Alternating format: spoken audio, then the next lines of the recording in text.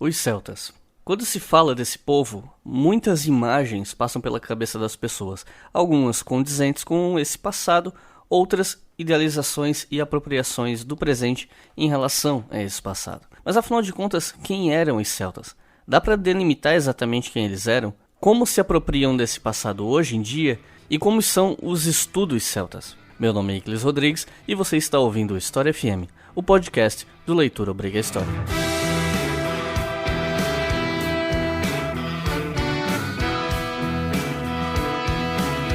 Salve ouvintes do História FM, bem-vindos a mais um episódio do podcast do Leitura Obriga História. E hoje vamos falar sobre os celtas. Quem foram esses sujeitos, esses povos, quem eram os celtas? E para falar sobre esse assunto, eu convidei aqui o professor Dominique, que eu vou deixar que se apresente para o pessoal. Olá, Iclis e todo mundo aí que está escutando o História FM. Em primeiro lugar, gostaria de agradecer pelo convite. Eu sou o professor Dominique Santos e eu leciono História Antiga e Medieval na FURB, a Universidade de Blumenau. E minha área de especialização é a Antiguidade Tardia. É isso aí, pessoal. Então vamos, sem mais demora, entrar no assunto, mas primeiro vamos passar pelos comerciais.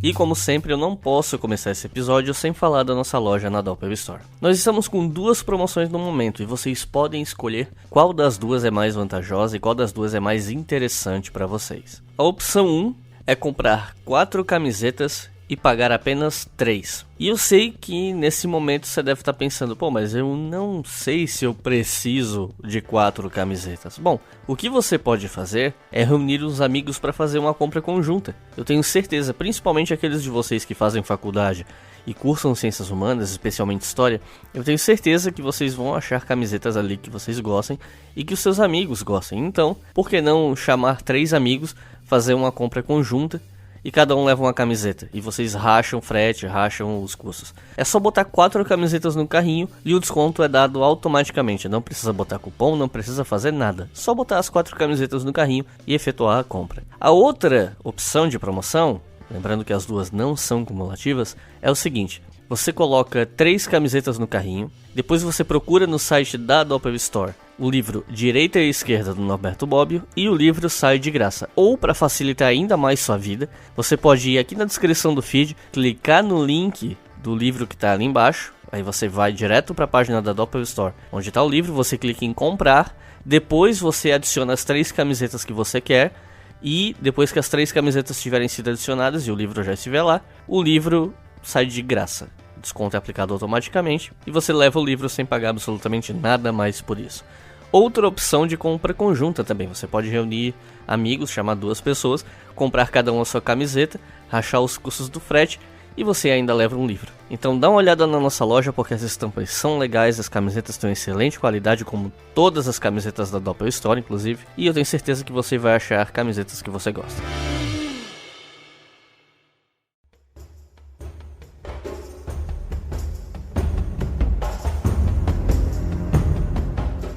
Não tem como começar esse episódio de forma diferente sem ser com a pergunta mais básica possível, que é: quem são os celtas? Claro, é uma pergunta que parece básica, mas muito difícil de responder.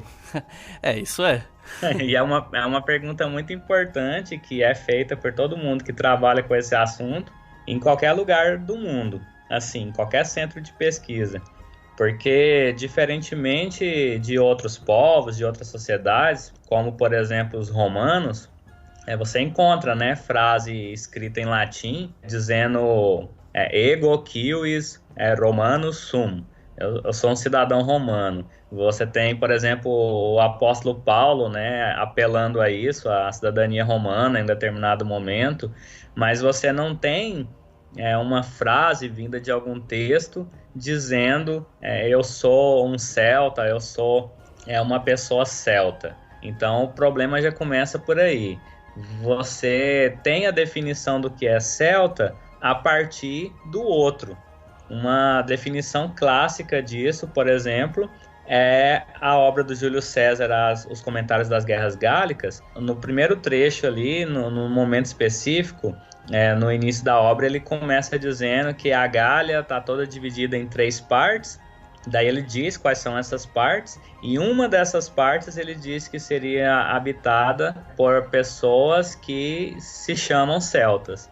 Então é uma nomenclatura que vem de fora, né? Não é uma nomenclatura que a gente obtém dos próprios povos.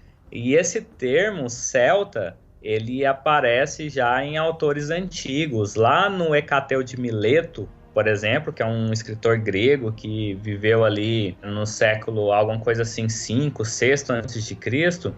Ele, por exemplo, diz que Massália ficava localizada próximo da terra dos celtas. Se não me falha a memória, é a primeira vez que o termo aparece. Em grego, acho que ele menciona alguma coisa sobre o mar céltico. Ele diz alguma coisa assim, Celtican Thalassan, né? O mar céltico em grego. Então essa palavra celta, ela aparece na língua grega, né? A gente pronuncia Celtic, e aí essa palavra do grego, depois ela apareceu no latim, com a pronúncia também provavelmente Celtic, e daí veio ao português, e aí a gente pronuncia celta em português, mas em inglês tem as duas pronúncias. O pessoal lá da Irlanda, por exemplo, eles falam Celtic ou Celtic. Então, por exemplo, o time lá da Escócia de futebol, eles falam Celtic, mas os estudos, né, eles falam Celtic Studies. Esses povos, essa nomenclatura, ela faz referência a um grupo muito grande de povos que se espalharam pela Europa inteira. Então, Alemanha, países, falando em nomenclaturas assim contemporâneas, de lugares contemporâneos, países que a gente conhece hoje, estados nacionais, Alemanha, Portugal, Itália, Irlanda, Inglaterra, França, muitas localidades clamam para si um passado, né, uma herança com conexão com esses povos aí que a gente denominaria celtas. Então, celtas seria uma espécie de forma guarda-chuva que a gente usa para se referir, na verdade, a vários povos diferentes, de regiões diferentes, que se espalharam pela Europa inteira. Então, assim, é realmente de difícil definição. Você estava falando sobre o espaço que eles ocuparam. Se não me falha a memória, baseado num mapa, numa projeção que eu vi, eles se espalhavam desde o norte da Península Ibérica até praticamente quase a Escandinávia, né? Eu não sei se eles chegaram a ocupar a Escandinávia também, mas pelo menos o norte dessa região que a gente conhece como Europa Ocidental, né? Toda essa costa.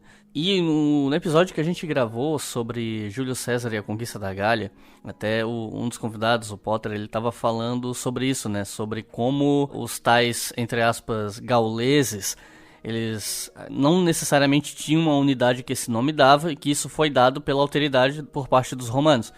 E, como você está falando, o mesmo ocorre com os celtas, né? Então, assim, tentando aprofundar um pouquinho esses povos, essa classificação. O que a gente chama hoje de celtas, eles eram formados por povos que hoje a gente consegue classificar de uma forma mais clara ou ainda é uma coisa muito difusa? Olha, eu acho assim que na definição mais que se sistematiza melhor nos estudos célticos assim no mundo, eu penso que uma coisa fundamental é a língua. Isso ajuda a definir muito. Tanto que em boa parte dos lugares aí espalhados pelo mundo, quando você tem, por exemplo, um departamento de estudos célticos, significa que nesse departamento você estuda as línguas que são consideradas línguas célticas, línguas do ramo céltico. E essas línguas, elas são, por exemplo, as línguas de ramo gaélico e as línguas de ramo britônico, para dar um exemplo. De ramo gaélico, você tem o gaélico irlandês, o gaélico escocês. Do ramo britônico, você tem o galês, né? Você tem o bretão, falado no norte da França. Então, tem gente, por exemplo, que vai definir o que é celta de acordo com o idioma. Se fala uma língua celta, se falava uma língua celta na região, então você teria celtas ali.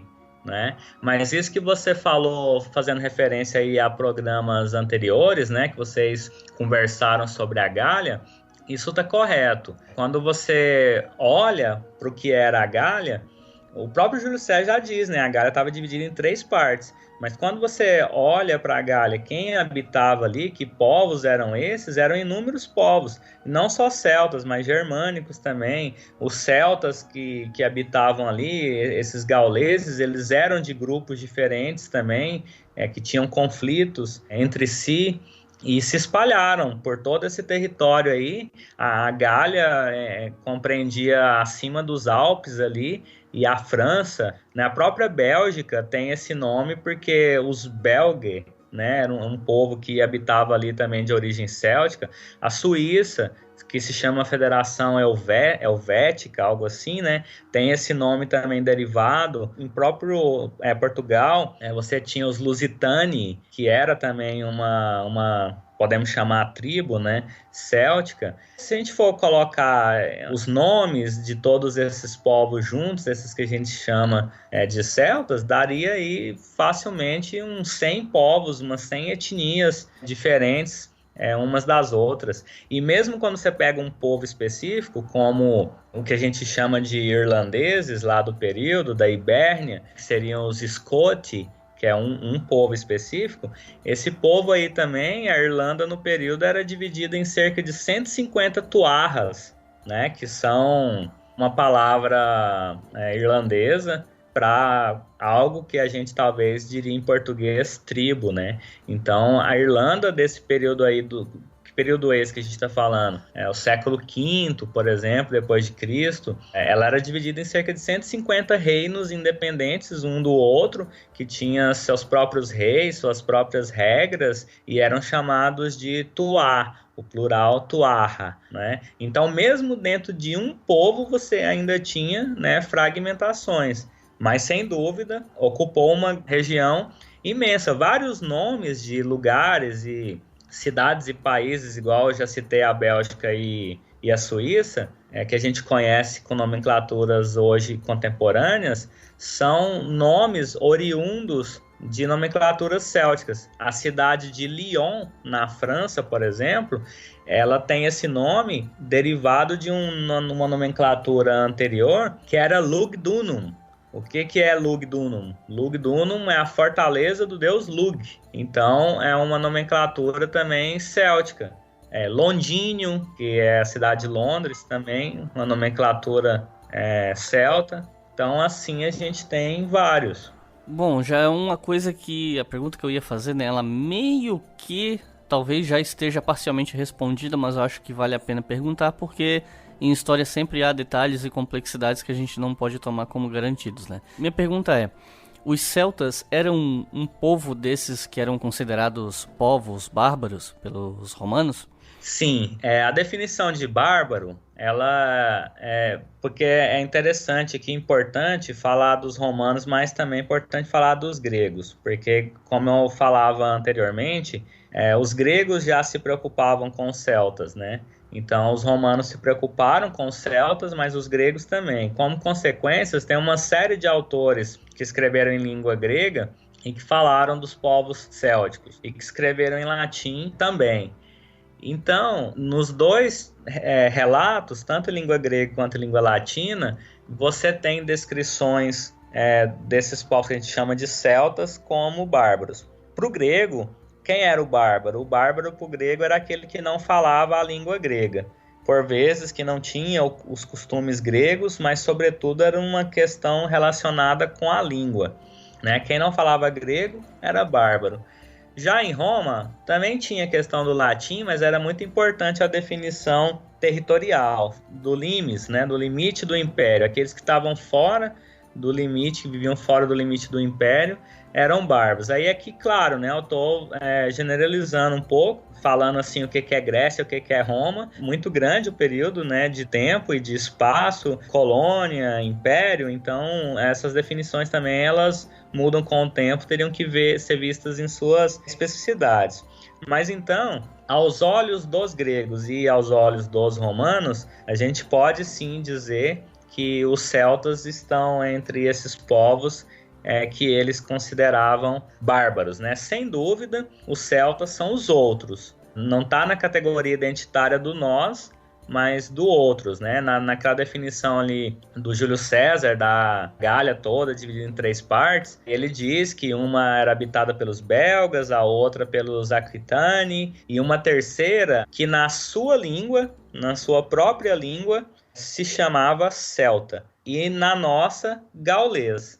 Então você vê aí já um separativo, né? Você vê uma separação entre as duas coisas, duas denominações. Mas você tem uma série de textos, e aqui eu já deixo como indicação, tem uma moça chamada Julie Schuster, lá da URGS, que fez uma dissertação de mestrado na qual ela analisou como os pictos eram representados pelos romanos. E entra muito nessa pergunta aí que você me fez, porque ela, analisando, né, as fontes escritas em latim, ela percebeu que esses pictos, né, povos pintados, significa isso, né, para os romanos, eram descritos como selvagens, como bárbaros, que iam para a guerra nus, né, tatuados, com o corpo todo tatuado, fazendo algazarra. Os gregos também, quando representam esses povos chamados célticos, muitas vezes eles aparecem como beberrões. Então tem essa representação da barbárie. Certamente são povos que preocuparam muito os autores gregos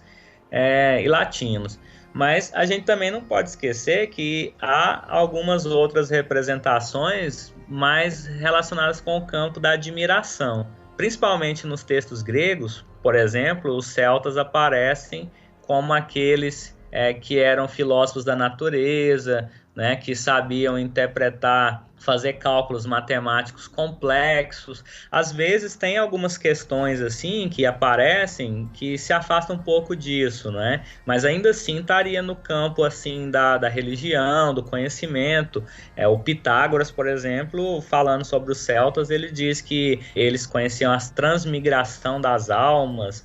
Mas você tem uma série de representações assim relacionadas com o conhecimento, com a filosofia, sobretudo a filosofia da natureza, dos cálculos, né, etc. Então, acho que dá talvez para caracterizar como uma mistura, dependendo do momento e da intenção e da fonte, de uma representação mais relacionada com a barbárie, mas também uma certa admiração assim, de certos conhecimentos específicos. Você estava falando sobre isso depender do momento e da fonte, e daí já abre brecha para eu perguntar o seguinte. Você mencionou alguns séculos, alguns períodos. Qual é exatamente a temporalidade, no caso, o recorte temporal de existência dos celtas baseado no que a gente sabe sobre eles? Outra pergunta bastante complexa, sabe por quê? Porque vai depender da área. Depende da área de estudo da pessoa. Por exemplo, acabou de acontecer agora em julho, eu tive que escolher, inclusive, ou eu ia para Ampu de Recife, ou eu ia para Bangor, uma cidade lá no País de Gales, porque estava acontecendo lá a Celtic Conference, que é um congresso celta internacional muito importante. Então, o que acontece num congresso de estudos célticos? Você chega lá, você não tem historiador apenas. Você tem pessoas de todas as áreas. Você tem antropólogo, você tem sociólogo, historiador, filólogo, filósofo, artista, cineasta. Quando você fala estudos célticos, é um campo de estudo assim, multidisciplinar.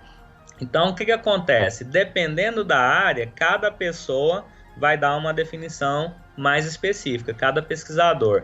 Os arqueólogos, por exemplo, muitos deles gostam de impor a barreira. A Miranda Green, que é uma celtóloga, que é arqueóloga, professora no País de Gales, ela gosta de colocar a barreira, por exemplo, 600 a.C. até 600 depois de Cristo. Fora isso, não se pode falar mais de celtas, né?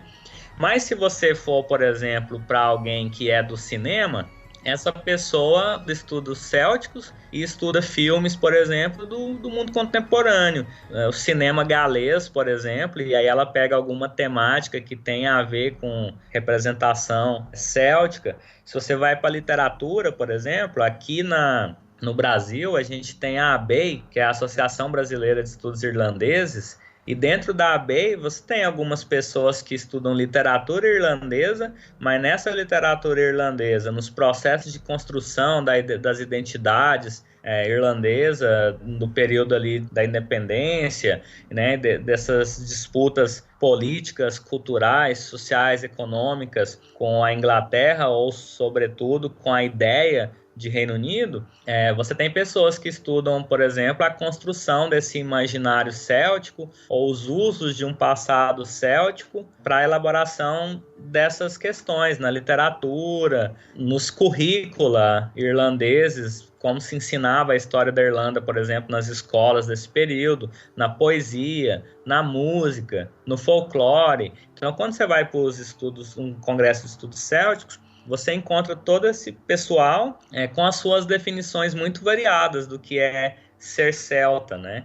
E aí essa periodização vai depender de cada pessoa, de cada área, né? Porque olha de uma determinada forma. Quando o sujeito faz uma pesquisa arqueológica, está tentando encontrar determinado tipo de evidência, ela tem um limite cronológico ali. Outros que pesquisam literatura, por exemplo, eu diria que a referência mais antiga, a palavra celta que a gente tem, eu disse que apareceu ali nos gregos, né? Mas quando você vai estudar a historiografia, a literatura da área, que aí também envolve arqueólogos e tal, etc., tem pessoas que mencionam o proto-celta. Então já aparece a palavra celta, né? No século XIV a.C. E a definição mais contemporânea é hoje. Nesse momento, tem alguém em algum lugar do mundo estudando alguma temática celta que é contemporânea, tempo presente e tempo imediato.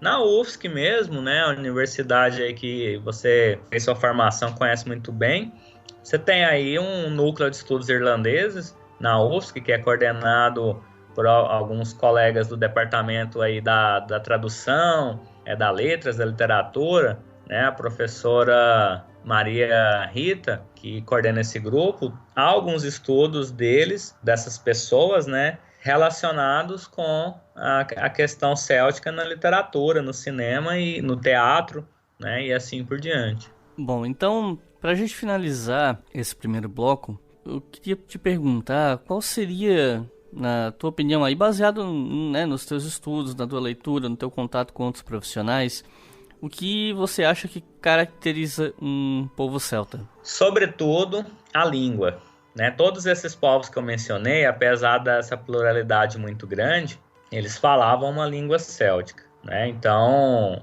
é uma língua de um tronco muito específico. Se a gente pensar em idiomas contemporâneos, o que é falado, por exemplo, na Irlanda hoje, a primeira língua oficial da República da Irlanda, que é o gaélico irlandês, e o gaélico escocês, para quem estiver ouvindo aí nos entender, é como se fosse uma relação entre o português e o espanhol. A pessoa que fala o irlandês consegue compreender a pessoa que fala o escocês e vice-versa.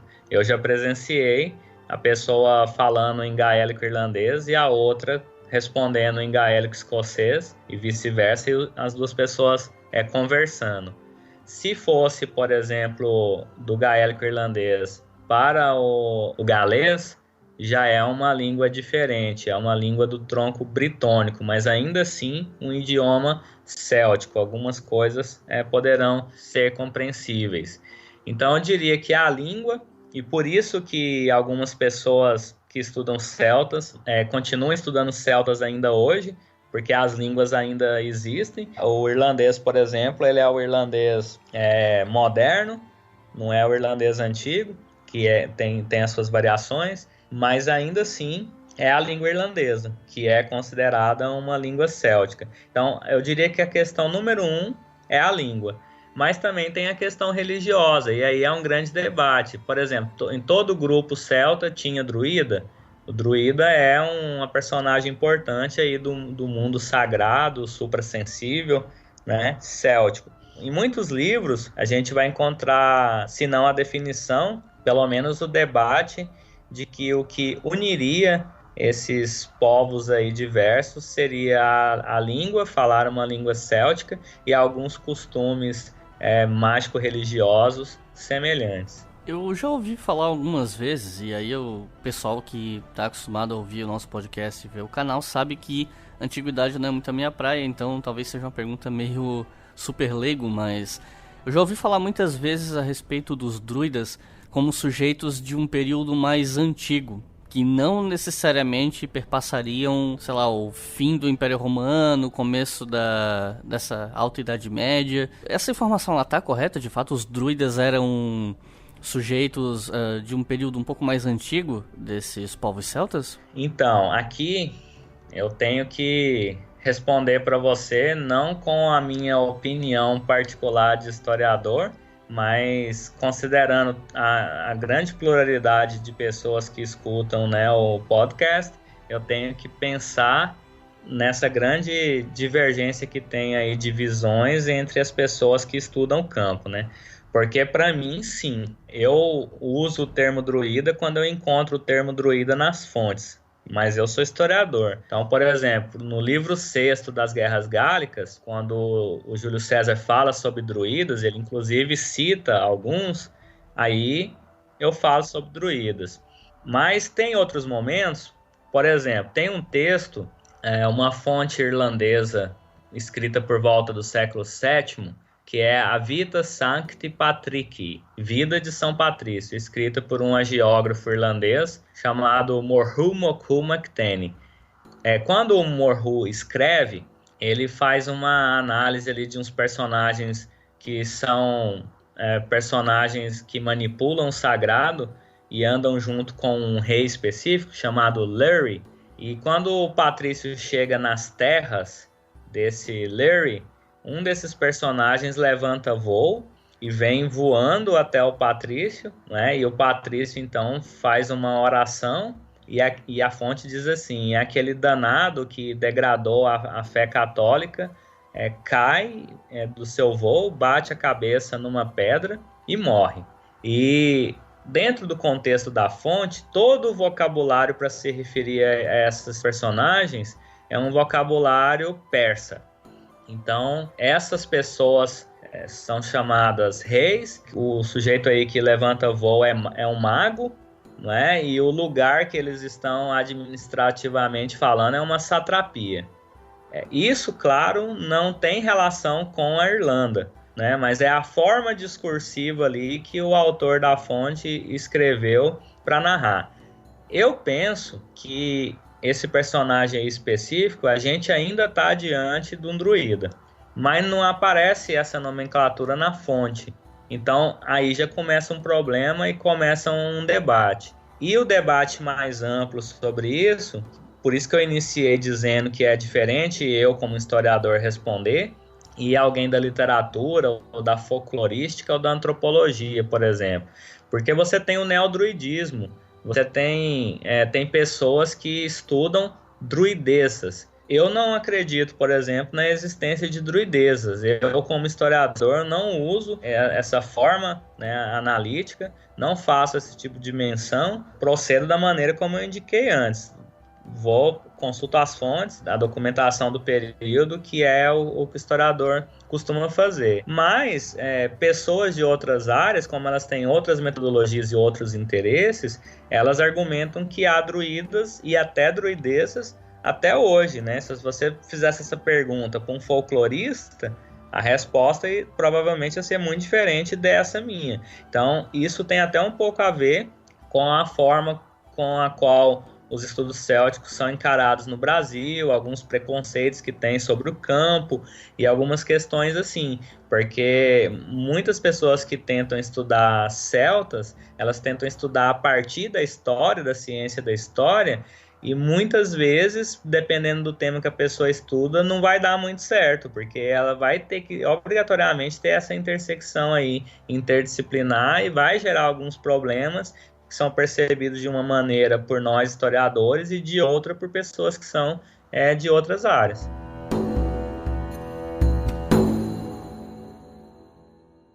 Você está ouvindo o História FM.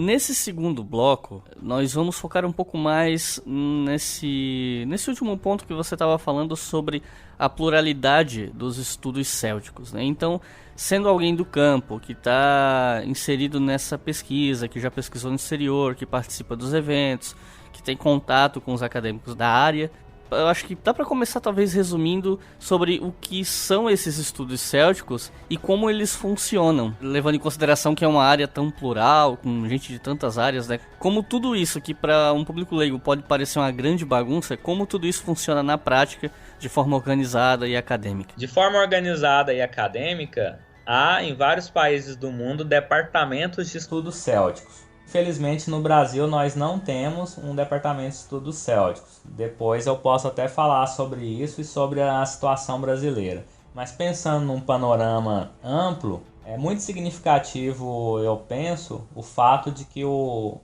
encontro que eu mencionei no primeiro bloco, que é o Congresso Internacional de Estudos Célticos, que é o Celtic Conference, que é o mais famoso, o principal congresso da área, ele dificilmente aconteceria no Brasil, por exemplo, porque ele sempre acontece num país céltico, um país considerado céltico.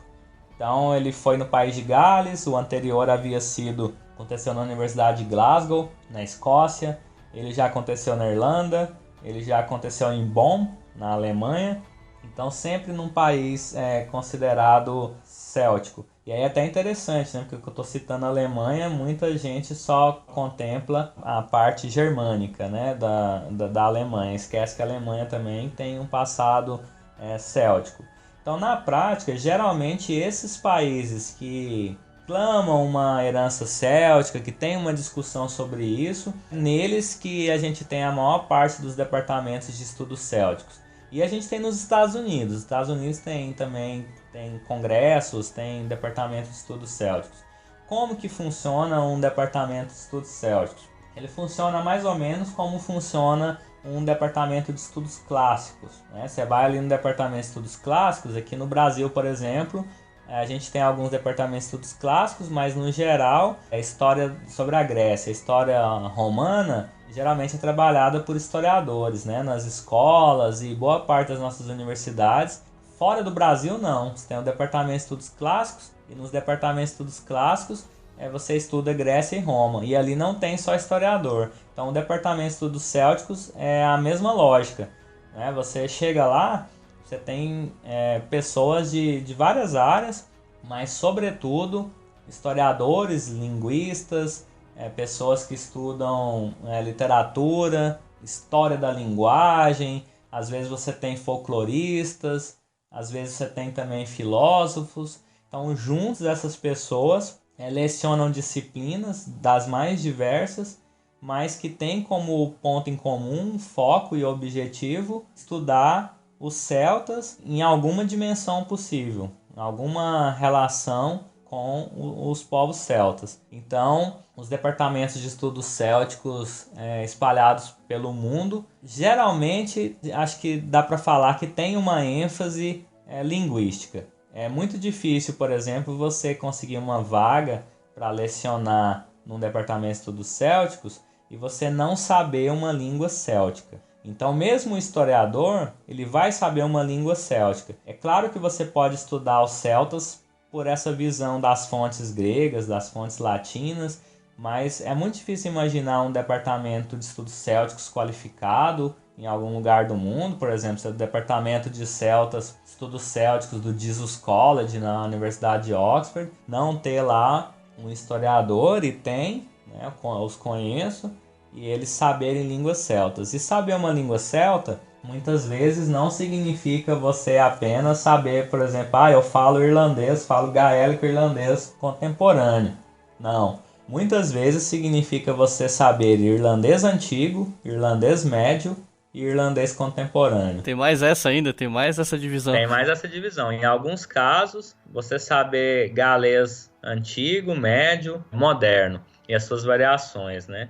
Então, é uma coisa muito específica, tem a ver com a língua. Então, você tem essa pluralidade de áreas, mas acaba sempre passando por uma discussão linguística e também uma discussão arqueológica.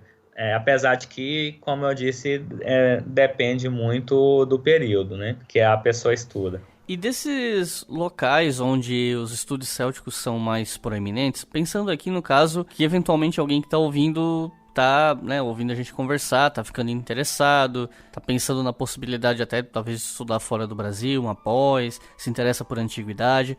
Quais você considera, baseado na tua expertise, que são os locais ou as universidades com os estudos mais proeminentes e mais que são tratados mais como referência na área, especialmente acredito que na Europa, mas você mencionou os Estados Unidos também, né? Então, quais as universidades que você sabe que tem departamentos de estudos célticos mais proeminentes? Bom, é possível você ir para os Estados Unidos, por exemplo, para Harvard, né?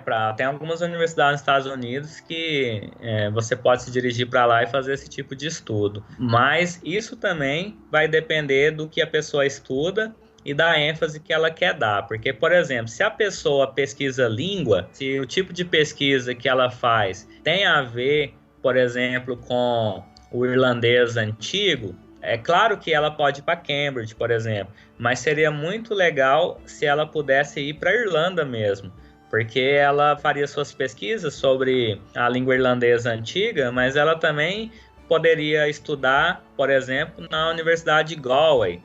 E ali você está perto de uma área que chama Gaeltacht, que é uma área de fala gaélica, onde se fala a língua gaélica. E a pessoa pode, então, ter experiências também com o irlandês contemporâneo. Se a pessoa, por exemplo, estuda o Mabinogion, que é um texto Welsh, né, galês, aí do período que a gente convencionou chamar de Idade Média, seria interessante essa pessoa ir para o País de Gales.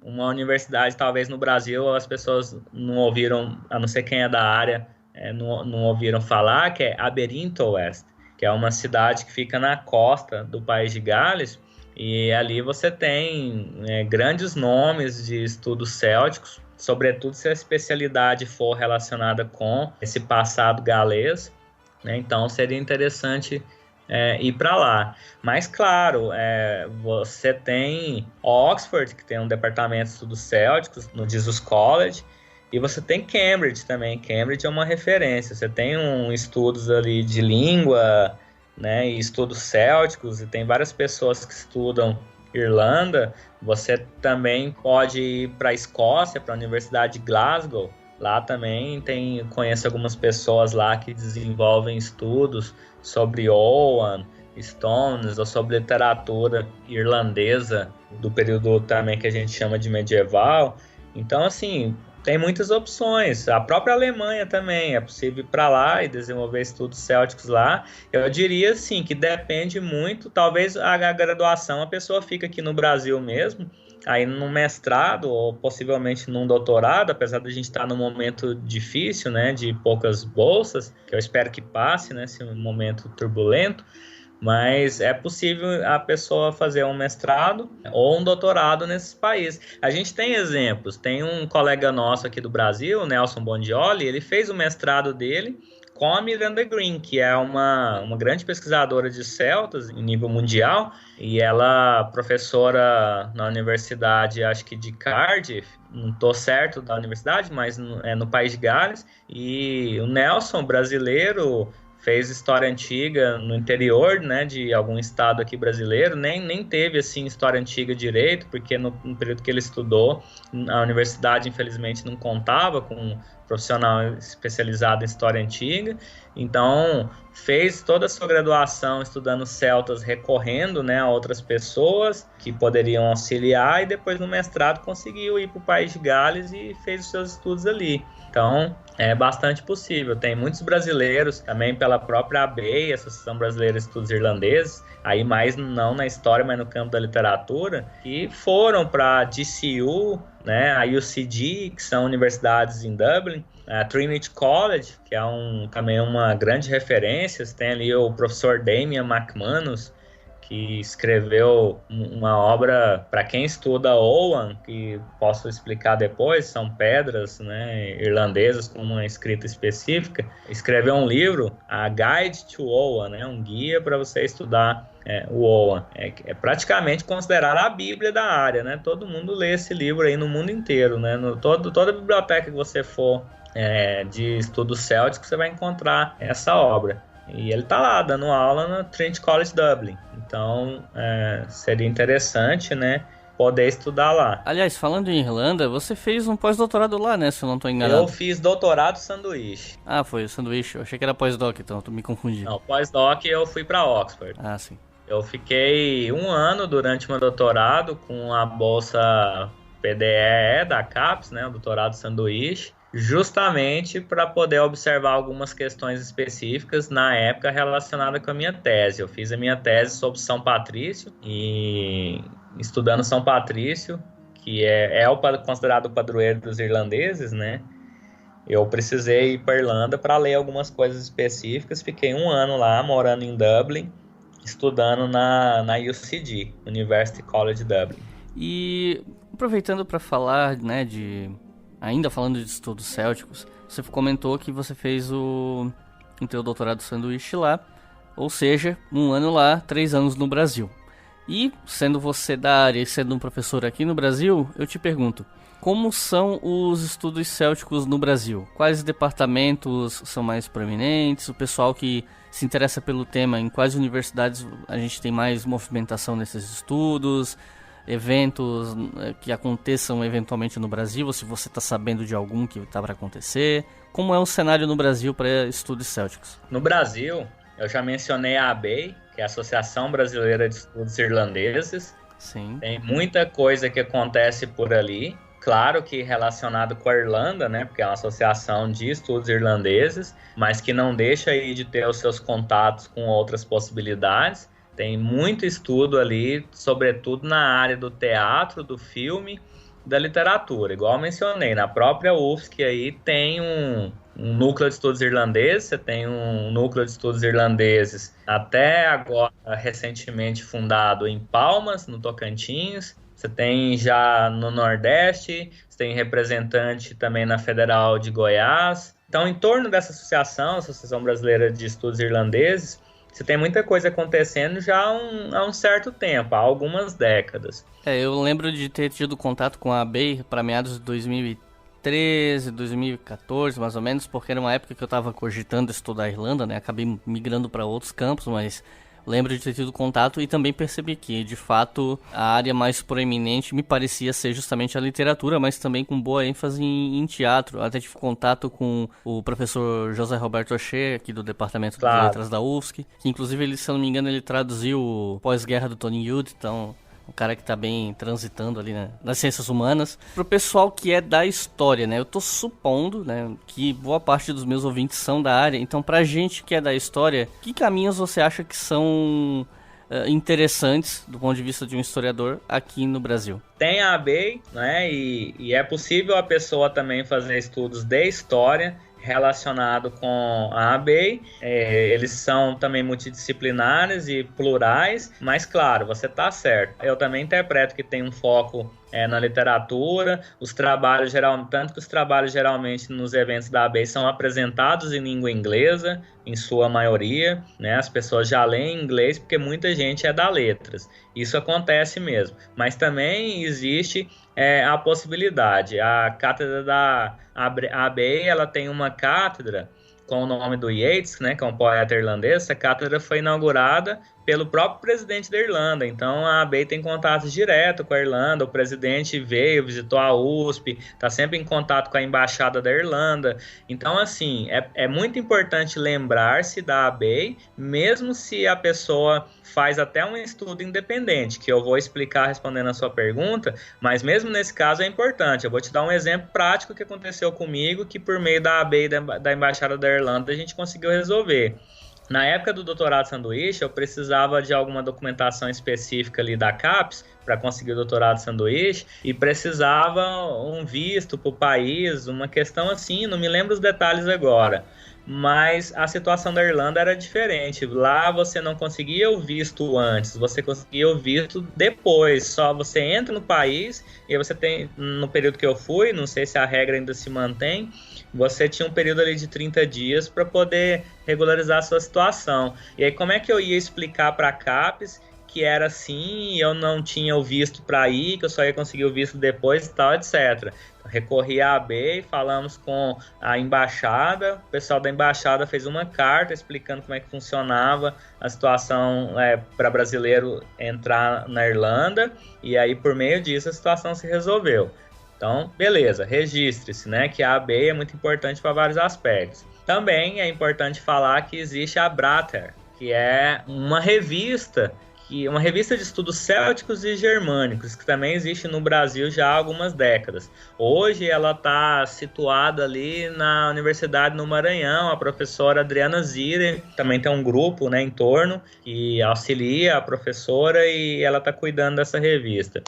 Apesar de ser uma revista, ela não funciona só como um periódico, ela também agrupa em torno de si uma série de pesquisadores que trabalham com questões célticas no Brasil a partir de várias áreas, mas também história. Então, eu mesmo já me relacionei muito com esse grupo, eu faço parecer, né, para a revista, eu já publiquei artigos antes, né, nessa revista, e ali você tem um grupo de pessoas do Brasil inteiro. Na própria UFSC tem um colega da filosofia, que é o professor João Lupe, que é um nome, assim, referência para estudos de filosofia. Ele tem uma problemática ali, ele queria entender, por exemplo, como que os druidas faziam cálculos matemáticos complexos e por que os filósofos irlandeses medievais que ele estuda teriam talvez se apropriado desses cálculos e tal, etc.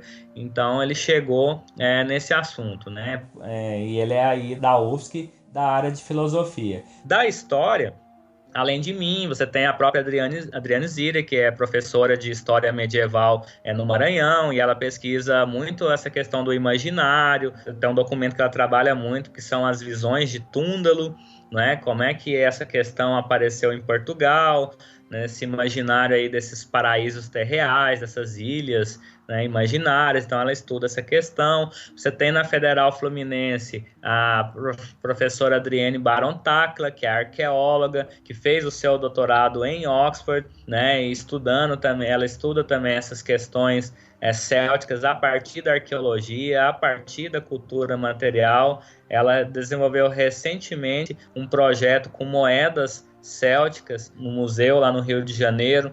Tem orientado trabalhos, por exemplo, do ponto de vista da arqueologia, sobre Newgrange, por exemplo, né, que é um monumento megalítico que fica na Irlanda. E aí, eu teria que ficar citando nomes, mas você tem vários historiadores que trabalham com isso. Só que a gente se agrega em torno desses grupos interdisciplinares, porque os estudos célticos são interdisciplinares. O que o historiador, então, pode fazer? A pessoa que está fazendo, por exemplo, uma graduação em História e quer estudar estudos célticos. O que aconteceu comigo na prática? No lugar que eu estava, que era a Federal de Goiás no momento, a professora de História Antiga, que era a professora Ana Teresa Marques Gonçalves, que depois viria a ser minha orientadora no mestrado, no doutorado, ela falou para mim, olha, eu estudo Roma. Se tu puderes encontrar uma relação dessas coisas celtas que você gosta com Roma, seria interessante, aí eu poderia te orientar melhor. E aí eu encontrei o Patrício, São Patrício St. Patrick, que é o padroeiro, né, da Irlanda. O Patrício, que existiu, que a gente tem documentos escritos por ele, né, a fonte falando sobre ele e tal, etc. Ele era romano, ele era um romano da Britânia Romana que foi sequestrado desse lugar, que a gente não sabe especificamente onde que é, mas possivelmente na costa da Britânia, e foi parar na Irlanda. Ficou lá 6 anos vivendo como escravo, conseguiu fugir, foi recapturado, fugiu de novo, depois escreveu seus textos, né? Então encontrei uma pessoa que tinha ido para a Irlanda, que foi sequestrado, que escreveu em latim, teve uma educação em latim a partir da retórica latina e considerado aquele que teria introduzido, isso é questionável, mas por isso que ele é também o padroeiro da Irlanda, um dos motivos, teria introduzido práticas, ensinamentos cristãos na Irlanda, né? Então foi por aí que eu comecei a estudar o tema, mas isso vai depender muito da universidade que a pessoa está. A gente sabe muito bem que tem professor e professora que só orienta no tema. Então tem professor e professora que costuma orientar grandes temas e temas que essa pessoa já pesquisa.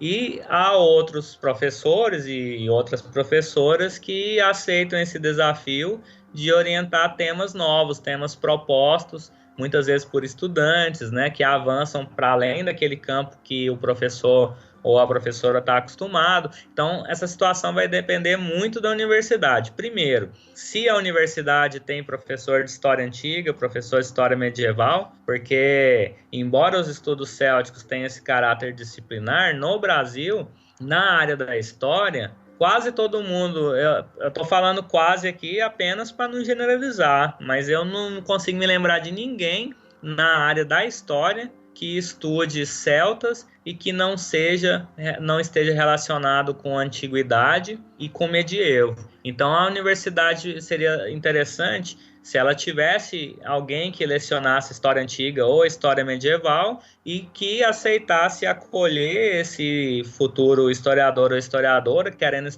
fazer estudos célticos, né, estudar algum problema, ter um objeto de pesquisa relacionado com esse tema e que pudesse receber orientação dentro desses campos específicos. E aí escolher um tema, um recorte mais preciso, uma área geográfica mais delimitada, um corpo, né, de fontes, uma fonte ou um grupo de fontes também mais preciso, e é totalmente possível fazer, mas precisa ter essas condições. Seria também interessante, hoje, não é, na era digital, a gente tem acesso a muita coisa produzida e publicada em outros lugares, às vezes quase instantaneamente, né, pelo academia.edu e diversos outros portais e páginas, né, sítios que a gente pode recorrer para poder baixar, ler em PDF, né? Então há muita alternativa hoje.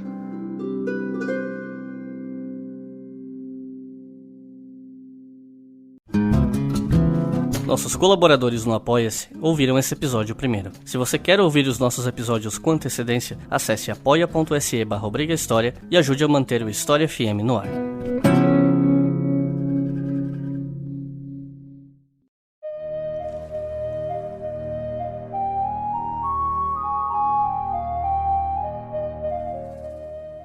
Nesse último bloco, eu queria conversar um pouco sobre as apropriações, memórias, usos do passado relacionados aos celtas, porque a gente vê referências aos celtas em muita coisa, né?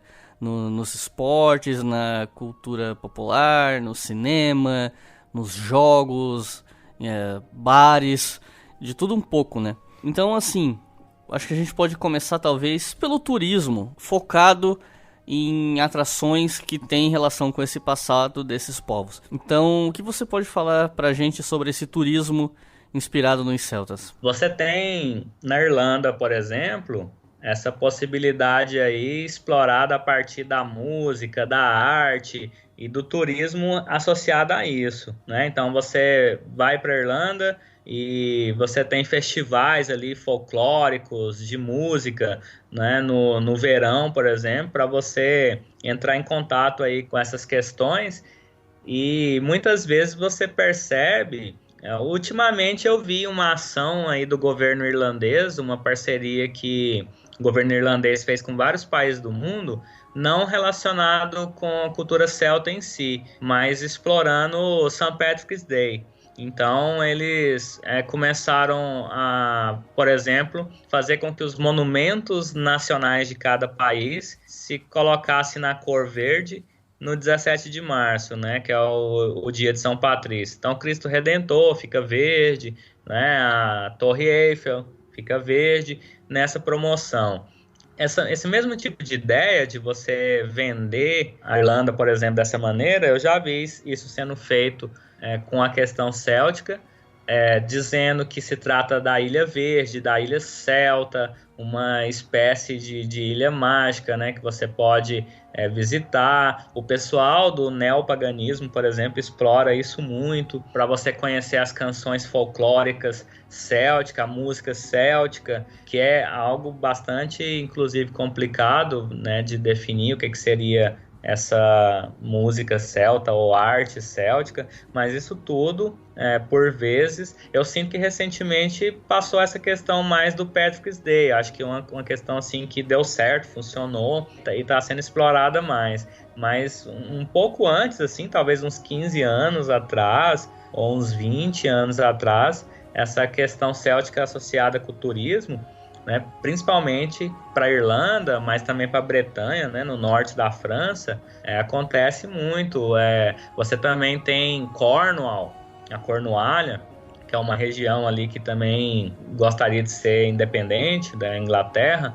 Você tem ali, por exemplo, um centro arturiano, então relacionado com o rei Arthur, né? Daí você vai para Tintagel, que é um lugar ali na Cornualha também, que tem um castelo, tem uns cliffs ali, um dos lugares mais bonitos, inclusive, do Reino Unido, que teria sido o lugar que o Arthur e alguns personagens aí do que a gente chama de matéria da Bretanha, o Rei Arthur, Lancelot, né, Guinevere, todas essas pessoas teriam passado, teriam vivido, né? Eu, inclusive, visitei esse centro aí de questões arturianas na Cornualha, porque tem uma pedra que eu estudei, uma Owen Stone, que está ali num rio perto desse centro, e não por acaso essa pedra ficou conhecida como a pedra do rei Arthur. E não tem nada a ver, o que está escrito na pedra é outra coisa, isso foi uma interpretação folclorística, assim,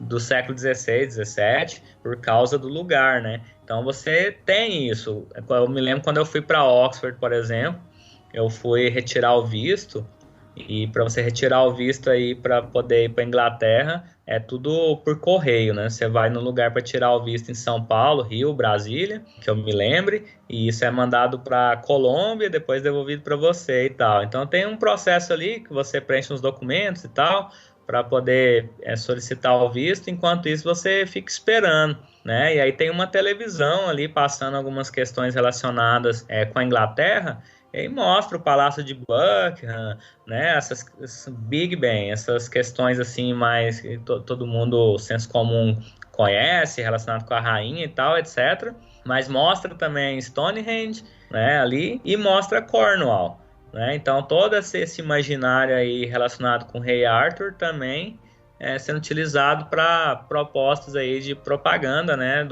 do país, mesmo não sendo uma região que é considerada Inglaterra, né? Mas que, como eu disse, gostaria de ser independente. Então essa questão arturiana também movimentando aí o turismo. E agora há pouco você falou sobre a apropriação do neopaganismo.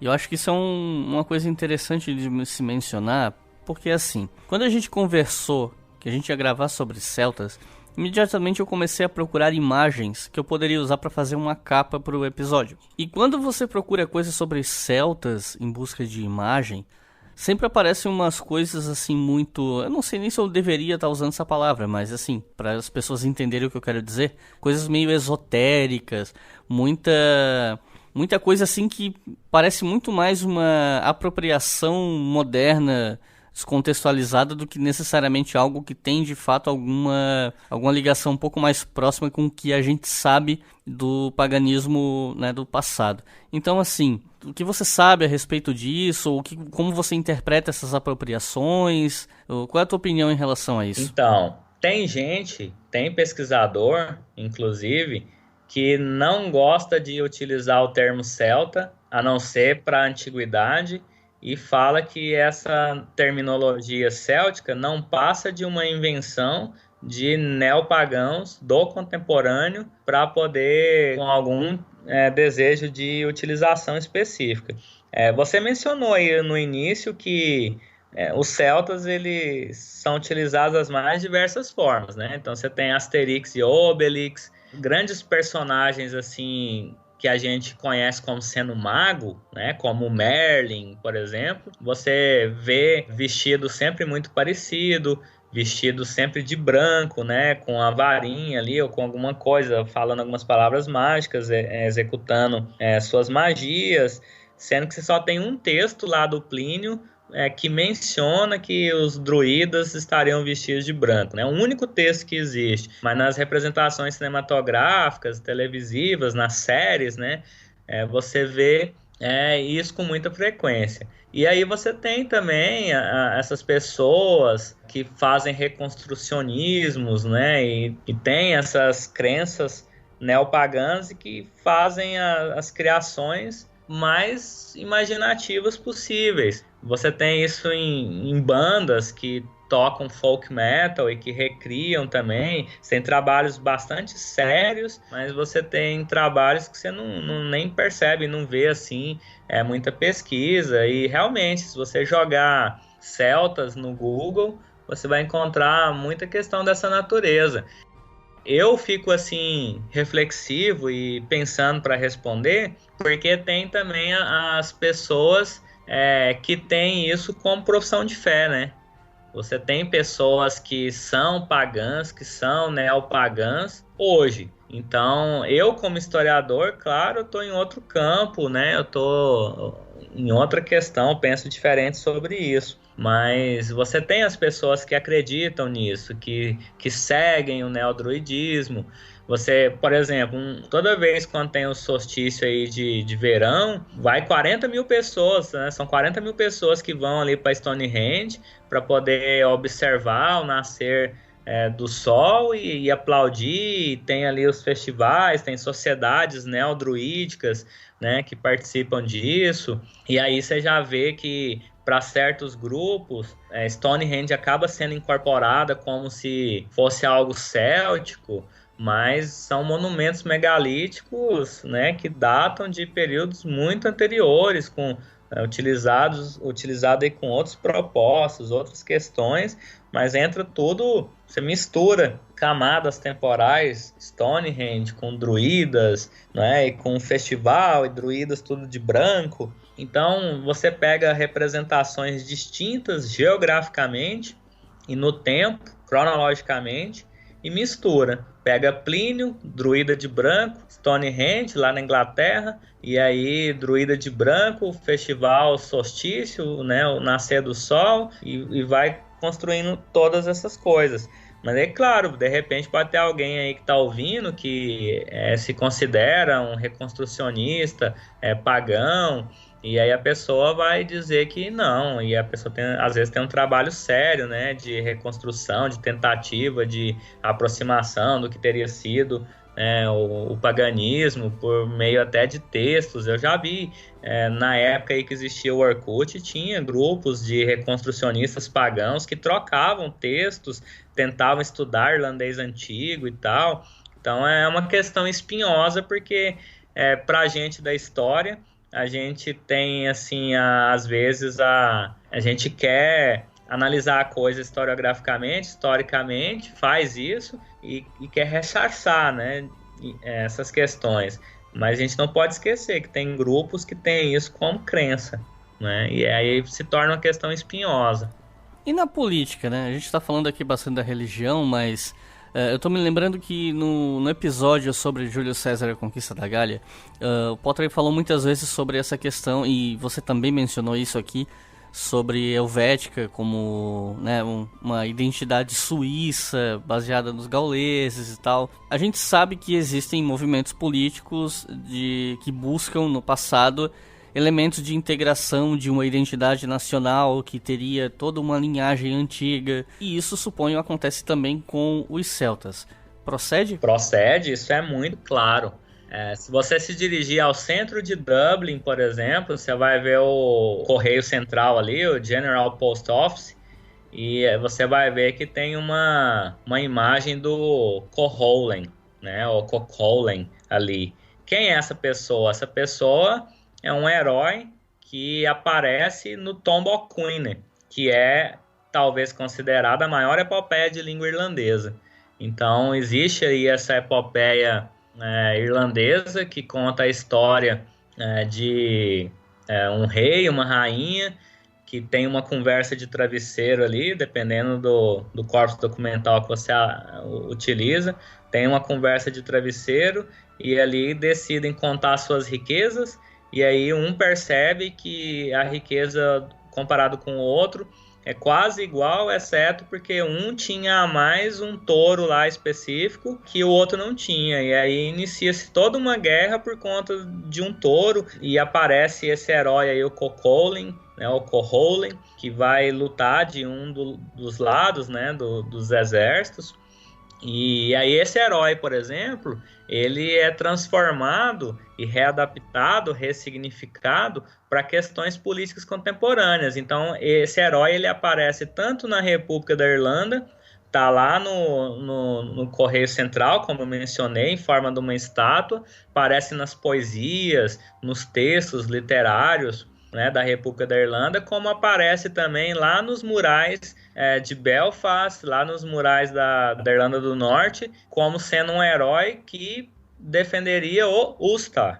Você vê aí claramente um uso político. Tem várias questões envolvidas. Se você for olhar, por exemplo, o que é o mapa do Reino Unido hoje, né, e a República da Irlanda, até na televisão, quando mostra a previsão do tempo, aí mostra, se você está em Londres, por exemplo, vai mostrar a previsão do tempo no Reino Unido. Isso não tem a Irlanda, a República da Irlanda.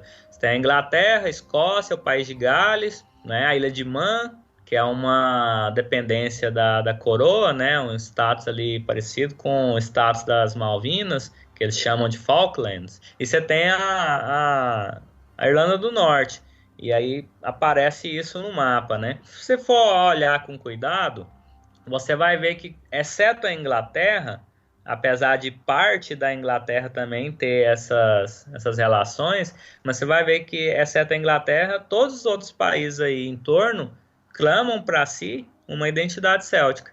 Então, a Irlanda do Norte faz isso.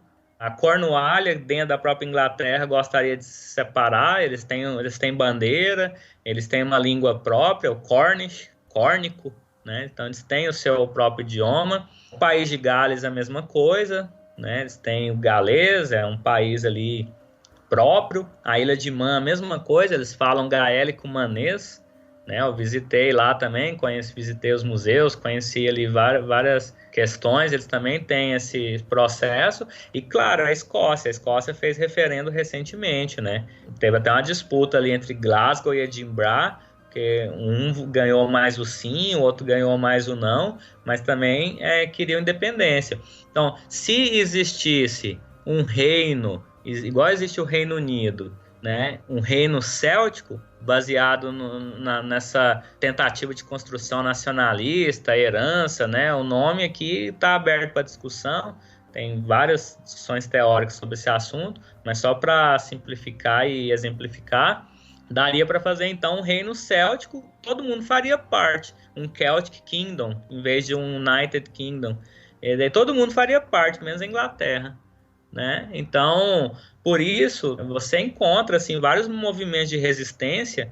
Tem um sujeito que, eu esqueci o nome dele, mas um personagem aí político do País de Gales, que ocupou cargos no parlamento britânico.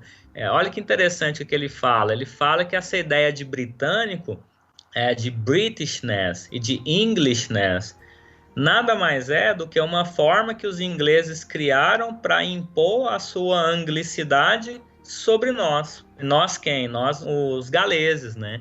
Então, assim, você observa que isso fervilha, né, nesses países. É uma questão muito, muito cara, muito importante. Tem políticas linguísticas, então, a todo tempo, né, você tem questões que interferem aí na política linguística do país. Você tem momentos aí que o galês foi desincentivado, as pessoas não falavam, agora está voltando, você tem mais incentivo, você tem aulas, a própria Irlanda, você tem um canal que transmite tudo em gaélico, né, em gaélico irlandês, e a própria discussão do Brexit reativa algumas questões, né?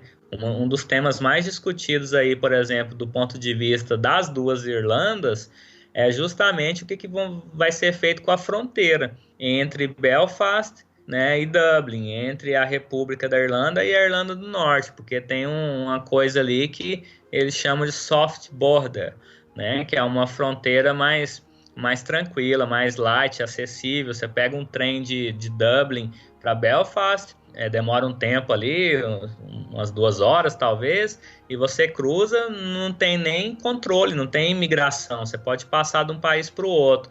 E agora com o Brexit, como é que fica isso? A Inglaterra sai da União Europeia e aí todo o Reino Unido vai junto, e aí se for junto, vai ter que fazer uma nova fronteira mais hard, né? Uma fronteira controlada ali entre a República da Irlanda e a Irlanda do Norte. E como é que vai ficar a questão da Escócia? Não é? Será que o referendo não vai voltar? Não vão querer fazer um novo referendo para tomar uma nova decisão, para saber se eles continuam na União Europeia e deixam a Inglaterra para lá? Então, assim, e todas essas questões são questões que esbarram em tradições, em língua, em poesia, em folclore, em construção nacional, questões assim de longa, de média e de curta duração.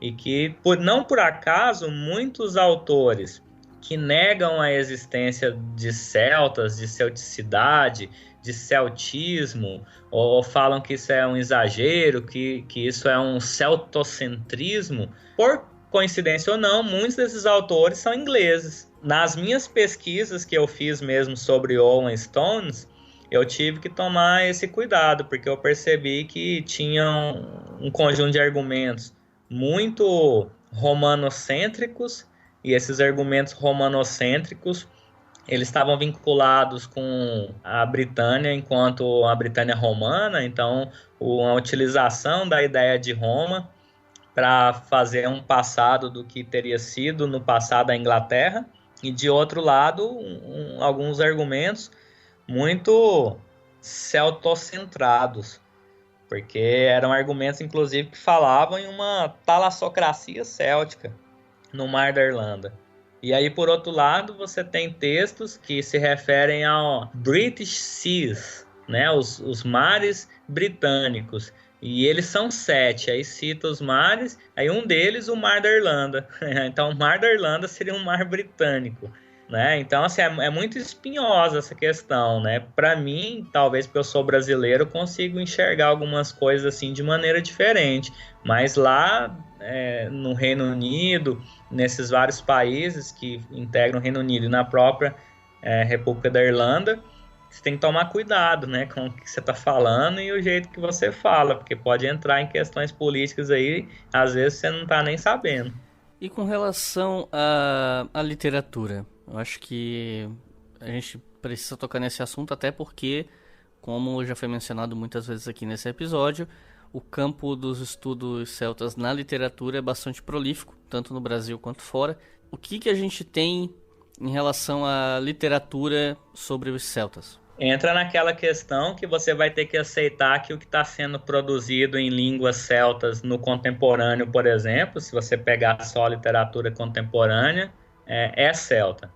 Você vai ter que aceitar que o que está sendo produzido em língua inglesa, por exemplo, um autor irlandês que produziu em língua inglesa, mas endereçou temáticas relacionadas com celtas, então isso também é estudado do ponto de vista dos estudos célticos. E aqui a gente tem algumas separações, né? Às vezes, quem estuda literatura irlandesa contemporânea, seja ela em língua gaélica ou em língua inglesa, mas sobretudo em língua inglesa, às vezes considera que está fazendo Irish Studies, estudos irlandeses. Nem sempre quem faz esses estudos irlandeses na literatura se considera que está fazendo Celtic Studies, estudos célticos. Muitas vezes, quando faz o estudo da literatura contemporânea na língua do país, seja o galês, ou o bretão, né, ou o gaélico irlandês ou escocês e tal, etc., aí geralmente a pessoa é muito provável que em muitos casos se considere dos estudos célticos. Até em clássicos mesmo, como Ulisses do James Joyce, você tem temáticas que levantam discussões grandiosas. O James Joyce, por exemplo, no Ulisses, ele tem uma passagem ali que, claro que eu não vou lembrar aqui agora, com ainda mais com a beleza poética, e muito menos em inglês, né, do James Joyce, mas que ele fala nessa passagem que, inclusive, é algo que não é verdade, né, que os romanos não teriam tido contato com a Irlanda, mas ele fala mais ou menos assim, que na Irlanda os romanos não chegaram, mas lá na Inglaterra, a Inglaterra seria como uma espécie de cloaca máxima dos romanos, não é? Mas aqui no nosso lugar, eles nunca puseram os pés.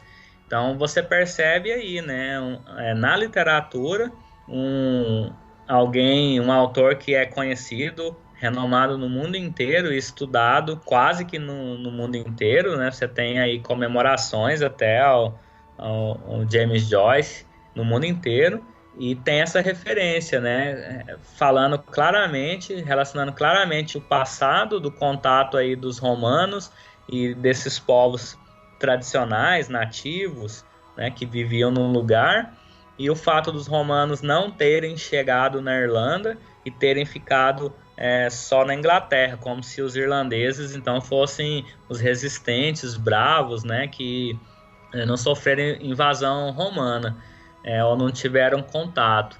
O que não é verdade, hoje a gente sabe que não é verdade, mas aí nessa virada do século XIX para o XX, e décadas subsequentes, nessas construções literárias, o elemento céltico é muito importante para a reflexão, inclusive sobre construção nacionalista. E isso eu estou falando de autores que escreveram em língua inglesa. Se você for pegar autores que escreveram, sobretudo, poesia em línguas nacionais desses países, a questão fica muito mais evidente.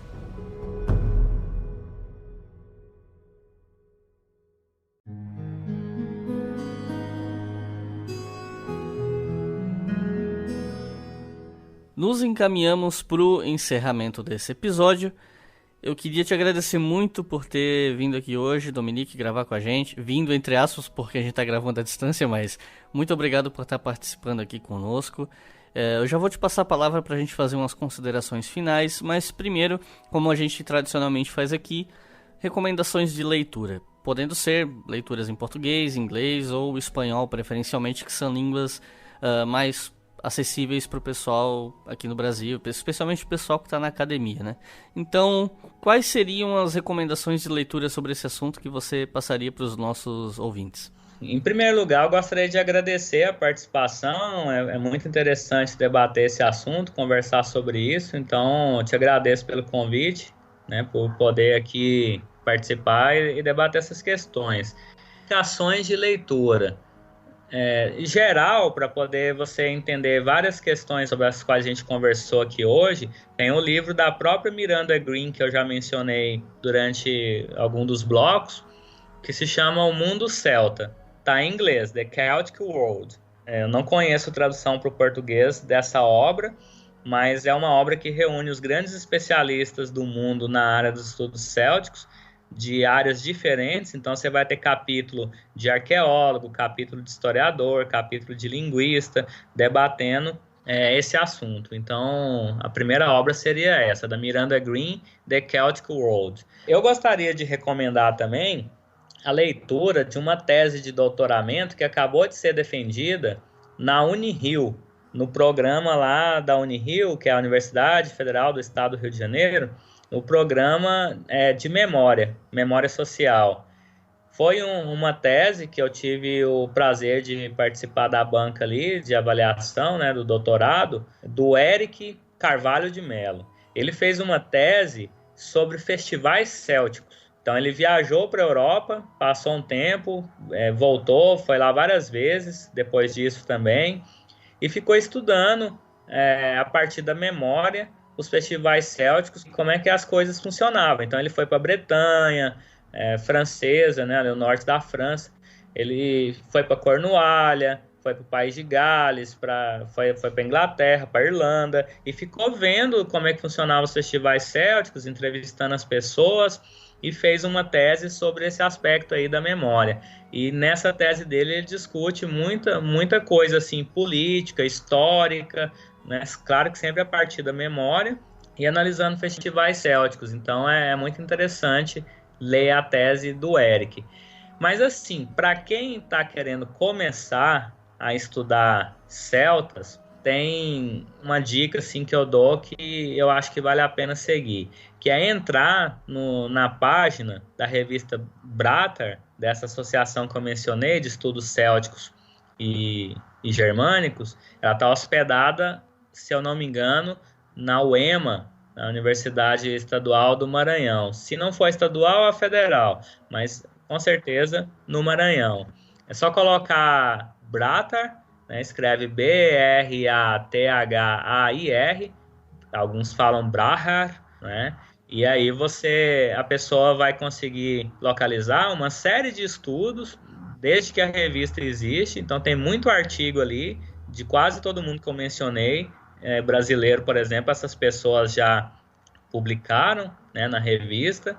A pessoa pode ter acesso. Então são essas as indicações.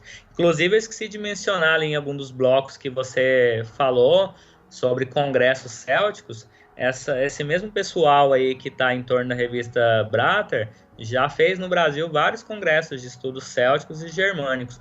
O último, se não me engano, aconteceu o ano passado, ou no começo desse ano, primeiro semestre, acho que foi o ano passado, em Pelotas. Então, um congresso assim, já teve várias edições, já teve em São João del Rei, Pelotas, Rio de Janeiro, teve até em Florianópolis uma vez, uma edição. E é um congresso brasileiro de estudos célticos e germânicos. Então vale a pena aí ficar antenado para ver quando que vai acontecer a próxima edição desse congresso. Bom, então é isso, pessoal. Muito obrigado por terem ouvido até aqui. Não se esqueçam de dar uma olhada no texto do feed para ver as recomendações do Dominique. Eu vou botar ali os nomes do site, da tese, do livro. E não se esqueçam também de compartilhar esse episódio com quem vocês conhecem, com o pessoal que vocês sabem que se interessa por antiguidade, estudos celtas. Muito obrigado e até a próxima.